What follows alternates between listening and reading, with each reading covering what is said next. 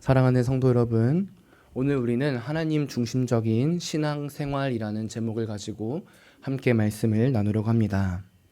우리가 오늘 함께 읽은 말씀은 이 다윗 언약 이후에 나타난 이 다윗의 승전 소식을 기록한 말씀입니다. 다윗이 블레셋, 이 모압, 아람, 에돔과 같은 이 이방 나라들을 전쟁하여 이긴 모습이 나타난 것이지요.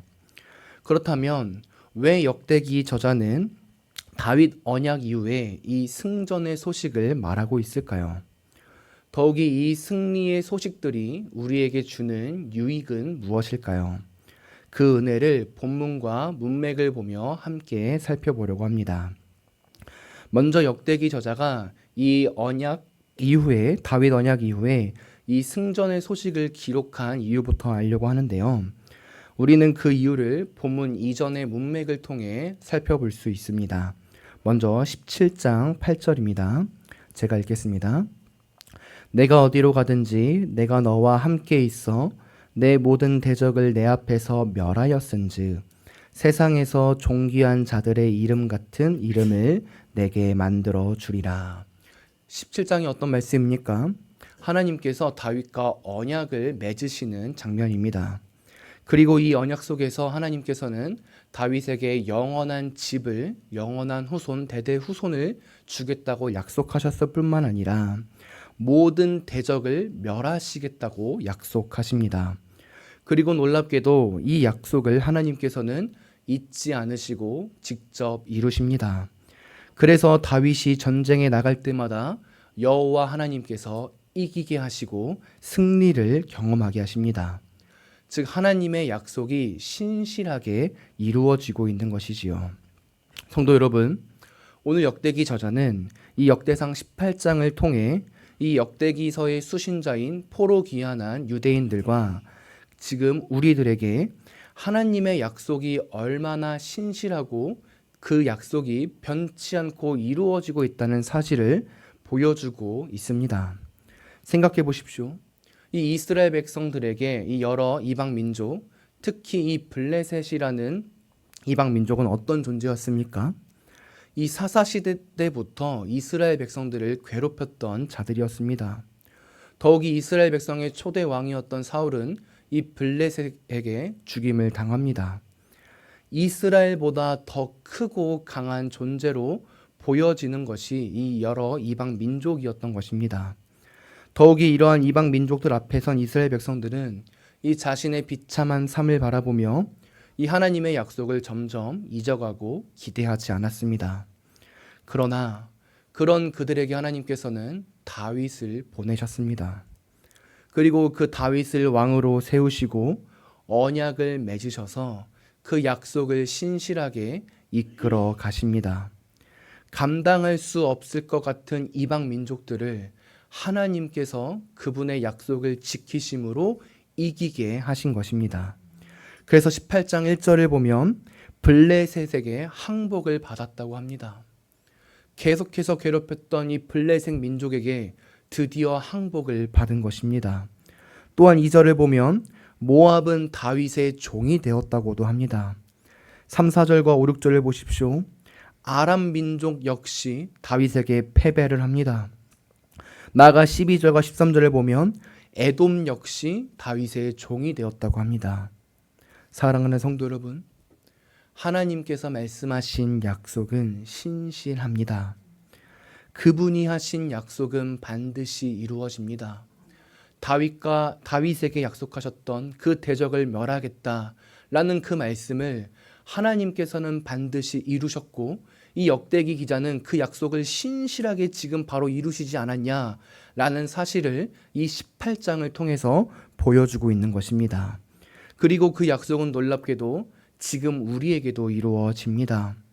설령 지금 우리의 삶이 죄로 인하여 혹은 이 약한 자들로 인하여 실패와 좌절을 경험한다 할지라도 우리는 우리의 모습이 그 모습으로 끝나지 않는다는 것을 너무나도 잘 압니다. 우리 구주이신 예수 그리스도께서 이 땅에 오심으로 원수를 이기셨고 다시 오심으로 우리에게 완전한 승리를 주실 것을 믿기 때문입니다. 그러니 하나님의 약속, 그분의 말씀을 신실하게 믿는 우리가 되기를 소망합니다. 앞이 보이지 않는 상황이라 할지라도 그분이 약속하셨기 때문에 그 약속은 이루어진다라는 사실을 우리는 전적으로 믿어야 합니다. 나아가 오늘 이 다윗의 승전을 기록한 이유가 한 가지 더 있는데요. 바로 역대상 16장 35절입니다. 제가 역대상 16장 35절을 읽겠습니다. 너희는 이르기를 우리의 구원의 하나님이여 우리를 구원하여 만국 가운데서 건져내시고 모으사 우리로 주의 거룩한 이름을 감사하며 주의 영광을 돋높이게 하소서 할지어다. 아멘. 역대기 26장 35절은 어떤 말씀입니까? 이 언약궤를 옮기고 난 이후에 다윗이 감사의 기도를 한 내용입니다. 그리고 우리는 이 기도 내용 속에 다윗이 하나님께서 만국 가운데서 우리를 건져내주실 것이라는 기도를 한 것을 볼 수 있습니다. 그리고 우리는 이 기도와 이 다윗의 승전 사실을 보며 하나님께서 다윗의 기도 역시 잊지 않으셨다는 것을 확인할 수 있습니다. 실제적으로 이 다윗의 기도에 응답하신 것입니다. 즉 하나님을 사랑하여 그분의 언약궤를 옮겼던 다윗, 그리고 하나님을 신실하게 바라보고 믿었던 다윗, 그가 했던 기도를 하나님께서 잊지 않으시고 응답해 주신 것입니다. 그래서 그 기도의 내용대로 만국 가운데서 건져내 주시고 승리를 허락하신 것입니다. 성도 여러분, 신실하신 우리 하나님께서는 그분을 믿고 살아가며 기도하는 하나님의 자녀를 잊지 않으십니다. 우리가 작은 목소리로 기도할지라도 그분은 귀를 기울이시며 가장 좋은 것으로, 가장 선한 것으로 응답하십니다. 분명 그 응답이 오늘 다윗의 모습처럼 승리의 모습으로 나타날 수도 있고 혹은 그렇지 않을 수도 있습니다. 그래서 누군가는 나의 기도가 나의 기도한 내용대로 응답되지 않았다라고 실망할 수도 있습니다. 그러나 그 모습이 내가 원하는 모습이든 원하지 않는 모습이든 신실하신 우리 하나님께서는 그분의 자녀의 부르짖음을 응답하신다는 것입니다. 그래서 가장 좋은 것으로, 가장 선한 것으로 이끌어 주십니다. 다윗의 모습도 보십시오. 이 성전을 건축하겠다고 기도했지만 하나님께서는 그 기도를 막으셨습니다. 그러나 놀라운 사실은 이 막음이 다윗에게는 성전 건축을 할 수 있는 통로가 되어집니다. 그리고 그것이 오늘 본문 속에서 나타나기도 합니다.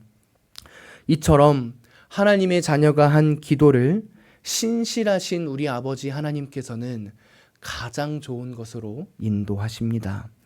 우리 눈에는 그리 보이지 아니할지라도 시간이 흐르고 하나님의 뜻과 계획을 알게 되면 그것이 정말 가장 아름다운 모습이었구나, 가장 선한 것이었구나라는 것을 깨닫게 되는 것입니다. 그러니 우리는 기도해야 합니다. 전적으로 신실하신 아버지 하나님을 믿고 우리의 모든 것을 다 알아야 합니다. 그 약속에 따라 우리의 모든 것을 이끌어 주시는 그분을 믿어야 하는 것입니다. 그리고 그런 삶을 살았던 자가 바로 오늘 본문의 다윗이었습니다. 온전히 하나님을 신뢰하고 그분을 전적으로 믿었던 것이지요. 그리고 그 모습이 오늘 본문 속에 가득 나타납니다. 다윗의 모습을 보십시오. 4절을 보면 이렇게 말합니다. 다윗이 그에게서 병거 1000대와 기병 7000명과 보병 20000명을 빼앗고 다윗이 그 병거 100대와 말들만 남기고 그 외의 병거의 말은 다 발의 힘줄을 끊었더니. 다윗이 어떤 일을 행합니까? 이 전쟁에서 이긴 전리품인 이 병거의 말의 힘줄을 다 끊어 버립니다. 이상하지 않습니까? 이 당시의 말은 최고의 무기이자 최고의 전략입니다. 그런데 그런 말의 힘줄을 다 끊어 이 말이 최고의 무기와 전략으로서의 가치를 못하게 만드는 것입니다. 이유가 무엇일까요? 이 신명기 말씀대로 다윗은 이 말과 병거에 의지하는 것이 아니라 자신은 하나님을 의지하겠다는 고백을 보여주는 것입니다. 자신이 승리할 수 있었던 이 여러 민족들 가운데서 승리할 수 있었던 이유는 이 최첨단 무기가 아니라 하나님께서 이기게 해주셨기 때문이라는 고백을 보여주고 있는 것입니다. 다음으로 이 오늘 본문 7절과 8절, 10절과 11절도 보십시오. 어떤 모습이 나타납니까?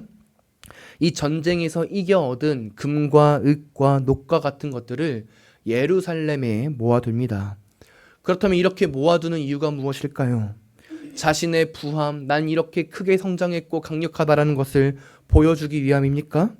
아닙니다. 다윗이 이러한 금과 흙과 놋을 모으는 이유는 단 하나, 이 성전 건축을 준비하기 위함입니다. 분명 17장을 보면 하나님께서는 이 성전을 건축하겠다는 다윗의 기도를 막으십니다. 거절하시고 응답하지 못하도록 하신 것입니다. 그러나 다윗은 그 기도가 응답되지 않았다고 좌절하지 않습니다. 오히려 그 응답되지 않는 기도를 간직한 채 자신이 할 수 있는 일에 최선을 다합니다. 그리고 그것은 후에 자신의 아들인 솔로몬이 성전을 잘 지을 수 있도록 부족함 없이 준비하는 역할을 하고 있는 것입니다. 끝까지 하나님의 영광을 위해, 하나님 중심적인 삶을 위해, 비록 내 기도가 응답되지 않더라도 그분을 위해 걸어가고 있는 다윗의 모습을 보여주고 있는 것입니다. 마지막으로 14절을 보면 다윗이 이스라엘 나라를 이끄는 원칙이 두 가지가 나타납니다. 다윗은 어떻게 이스라엘 나라를 이끌어갑니까? 14절을 보면 정의와 공의로 이끌어간다고 이야기합니다. 그러나 놀랍게도 이 정의와 공의로 이끄는 모습은 하나님께서 하나님의 나라, 하나님의 왕국을 이끄실 때 사용하는 모습임을 우리는 확인할 수 있는데요. 시편 89편 14절에서 이렇게 이야기합니다. 의와 공의가 주의 보좌의 기초라. 인자함과 진실함이 주 앞에 있나이다. 쉬운 성경으로는 이렇게 말합니다. 주가 세우신 왕국의 기초는 의와 공평입니다. 사랑과 신실하심이 주와 함께 있습니다. 아멘. 무슨 말씀입니까? 다윗이 지금 왕이 되어 이스라엘 나라를 자신의 뜻대로 이끌어가는 것이 아니라 하나님이 원하시는 방향과 그분의 뜻대로 이루어가고 있다는 것을 보여주는 것입니다. 하나님 나라 왕국의 기초인 의와 공평, 그것을 가지고 다윗이 이스라엘 나라 가운데 그 하나님의 통치 행위를 나타내고 있는 것입니다. 사랑하는 성도 여러분, 오늘 다윗의 모습이 보이십니까? 다윗의 모든 일생은 하나님 중심적인 삶이었습니다. 분명 그도 연약하고 죄도 짓습니다.